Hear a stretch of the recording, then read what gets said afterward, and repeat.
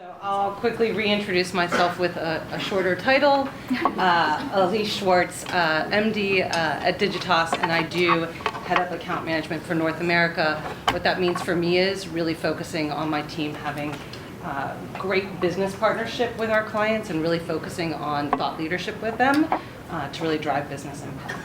Tell us a little bit more about you.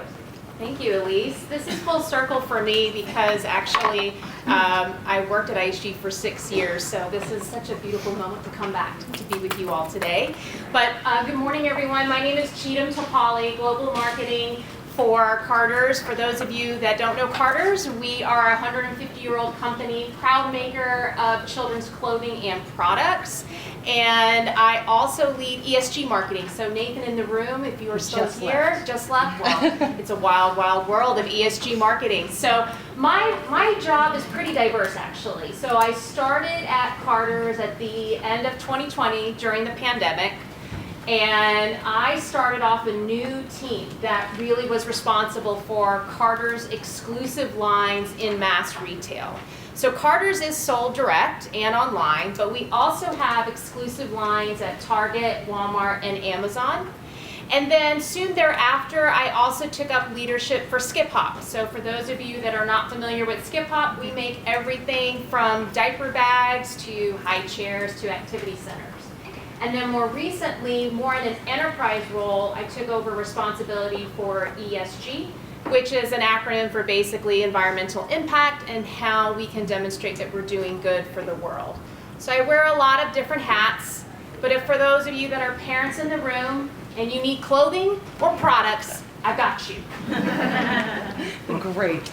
Well, we are going to go a little bit into this in a minute, and what I'd love for you to share is the insight on how Carter's has been evolving their distribution and really focusing on those exclusive lines in their major retailers.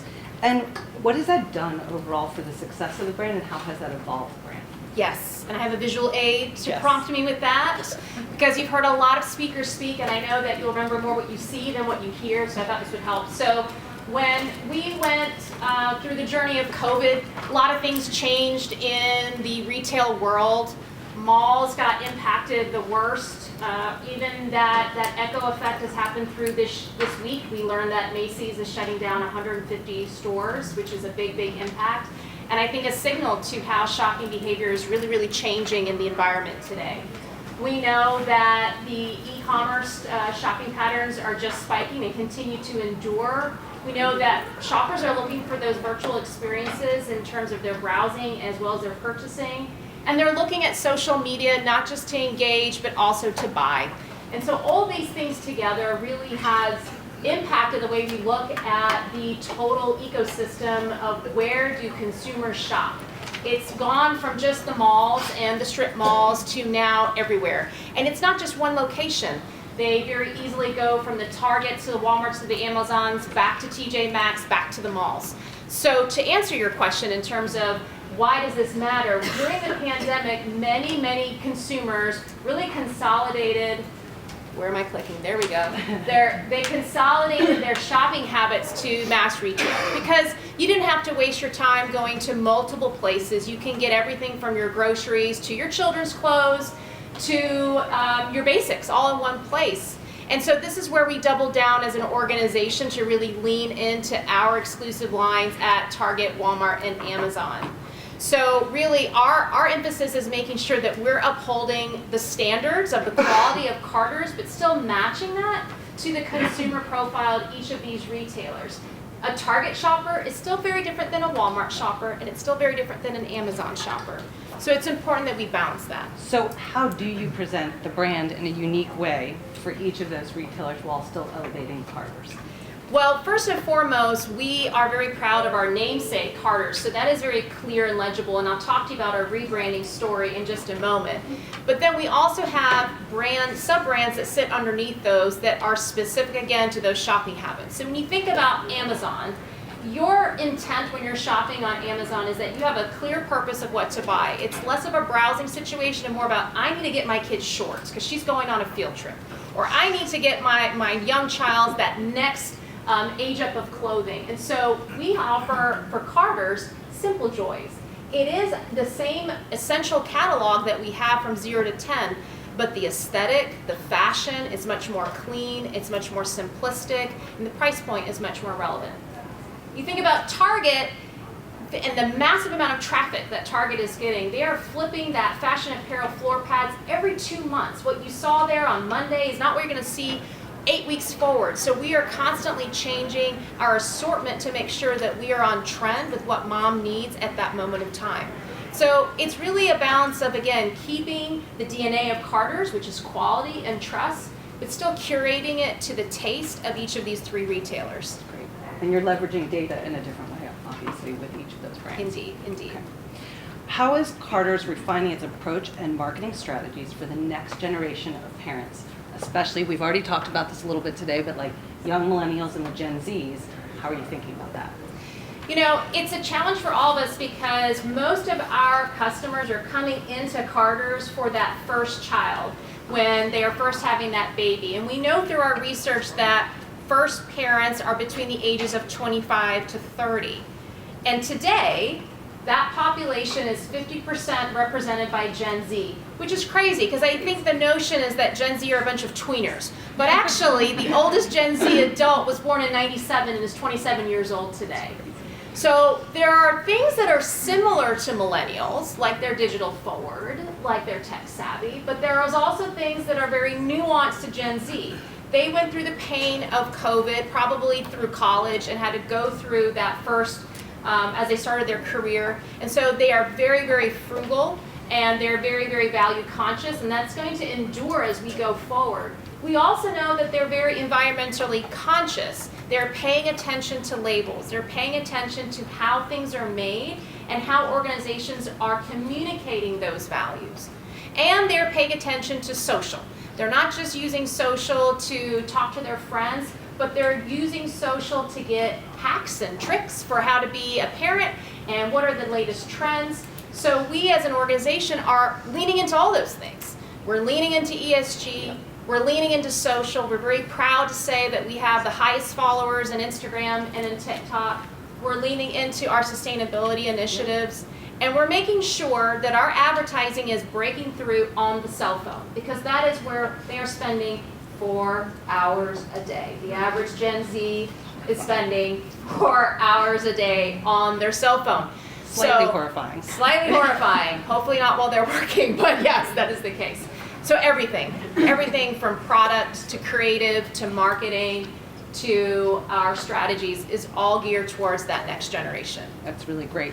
So you brought up the idea of value driven, and you are focused on ESG. In that vein, for Carter's ESG priorities, how does the brand communicate the values and benefits of those programs while avoiding the greenwashing that is often a part of what we're seeing with corporations these days? Greenwashing is a big, big challenge. So for those of you that aren't familiar with that, essentially it's a brand over-promising something where they have a product and maybe 5% is recyclable, but they call the whole thing eco-friendly. And there is a lot of litigation happening right now in that vein. And so our position at Carter's is that we're very conservative. And we are only standing behind global certifications that have a lot of rigor in their criteria. So as an example, you know, right now we are investing more and more in organic cotton, not just any organic cotton, but cotton that's globally certified. We also are standing by Okotex. For those of you that don't know what that means, that is a testing criteria that goes through 1,000 chemicals to make sure that that baby's clothing is the most pure and safe. So the challenge we have in brand is taking these really, really technical things and terms that nobody knows what they mean. Nobody knows what Okotex means, but translating that to a consumer-led benefit. It means it's safe. It means it's going to be gentle. And connecting that back to the substantiation that a consumer can easily find so we can back up what we stand for. And that's so important with young parents, first-time parents. So that's Absolutely, really wonderful. absolutely. Do you want to share a little bit about how you've done the rebrand with the retailers specifically? Are you guys hearing me okay? I'm trying to project as best as I can. Okay, so as I was talking about, Carter's has an exclusive brand per each of those retailers. Up until recently, the sub-brand took much more real estate than the master brand. Just when you at Target, child of mine at Walmart and Simple Joys at Carter's. And I would say that we were really underplaying our biggest strength, which is our parent brand, the name Carter's. That is what consumers trust. That is what consumers recognize. And especially as we talked about Gen Z who are spending 4 hours on that cell phone, can you imagine that digital ad that's the size of a postage stamp? Do you think they could actually read the word Carter's in that banner? I would debate not. And so really we were getting lost. We were getting lost on the floor. We were getting lost on the phone. So we took a very simple but I think brilliant idea, which is flipping the brand hierarchy. So now we are led through that master brand, Carter's, so that it reads and registers loud and proud. And we also took a different approach to our creative strategy, going a little bit away from, images of children that feel very, I would say, wooden and more emotional, and really capturing that moment between the moments to really capture the joy, the enthusiasm that they're experiencing every day that makes us proud parents. And so we're bringing that to life in Walmart. Up there on the left here is our most recent brand presentation that we launched in over 1,500 Walmarts across America. And this is just an example of taking a very simple idea, taking a logo and flipping it. But really, the impact is that you're taking your biggest strength and you're amplifying it. I think there's two things you just said there that I love. One is the simplicity of just flipping something sometimes. It doesn't need to be the most biggest change. It can be simple and still have huge impact. And the other thing is the idea of the moment in the moment. Yeah. I love that, especially for the Gen Z parents, knowing that they're on Instagram and TikTok and having that moment that you can barely catch. Okay. I love that idea. So really cool. Hats off to my team. It's good that you have that. Yes. So I was gonna flip it, unless you want to say anything more here on the evolution, which is, yes, AI is a huge topic. We're gonna continue to talk about it today, but something that we were talking about the other day is another topic. Retail media is huge right now. We all are talking about it in different ways. And I do think it's the next evolution, and we're on the cusp of really using it in great new ways. So I'd love to hear from you. What do you think the biggest opportunity in the retail media space is for Carter particularly? Yes, I'd love to answer that. We've just started to dip our toe, and if you look at the map here in red, really retail media only came to the landscape about 6 years ago, and it's gone from basically $1 billion to $60 billion. And it's massive, massive, massive. And so it really what that means is that these retailers are standing up in-house media network to monetize every single digital point and sell it back to brands like me. And so really the opportunity and the value for brands is that first-party data. When you do cast a wide net in the marketplace, while you do invest in lookalike modeling and you invest in signals to hope that you're capturing that audience that resembles your target, there's still a lot of waste. But the value of retail media networks and investing in those like these is that we have validation that these are existing active shoppers. So the targeting is what is so brilliant about it. The ability that we can trace that transaction immediately to the sale is what is so powerful. And the ability for us to track that to our brand growth, new consumers to our brand, is also very, very, very impactful. But we're still on the infancy stages. It's only 5 years old. It seems like every single week I hear about a new retailer standing up their retail media network, and there's still a lot of challenges for the brands. So tell me, where have you tested officially? What is working for you so far? What are you seeing as the next stage for Carter's? So in the early stages of retail media, it was primarily concentrated in programmatic media. So this is lower funnel tactics in display and search, which are highly effective. They drive high ROAS, and it's obviously very traceable. But now the shift is going into that full funnel marketing opportunity. You may have seen in the news recently, last week, Walmart purchased Vizio, which is a TV. And you may wonder, why is a retailer like Walmart getting into the TV making business? It's not to make TVs. It is to buy the ad space of 18 million subscribers that belong to the Vizio family, monetizing all those digital points and selling it back to brands like me. So really the opportunity for brands that are trying to evolve their marketing is now making sure that we protect the foundation with programmatic media, but then also selectively leaning into those upper funnel tactics. We can take those retailers' first-party data and find them in social, find them on connected TV, and still trace that all the way back to the transaction. So that's really the opportunity. That's what I'm most excited about. On my team most recently for Skip Hop, which is still a relatively small brand, we were able to launch a video campaign on Amazon Prime Video ads, something we probably would not have been able to afford 10 years ago. But now, because of the capabilities that even Amazon Prime has, even smaller brands have the opportunity to lean into those upper funnel brand building tactics. And allow you to create that brand awareness, but very targeted with very Yes. specific audiences Yes. versus just sort of throwing it out into the universe. Yes, Yeah. and casting a wide net. Yes, absolutely. So one of my last questions is, what are the biggest challenges brands are facing with retail media specifically, and how are you guys at Carter's trying to combat that? So although we drive high ROAS, although it has amazing first-party targeting, it's still a walled garden. So we get aggregated data on the back of those campaigns, but we don't get the transactional data to really validate exactly what happened. And so the transparency of the data is a pain point for brands that we are consistently trying to overcome.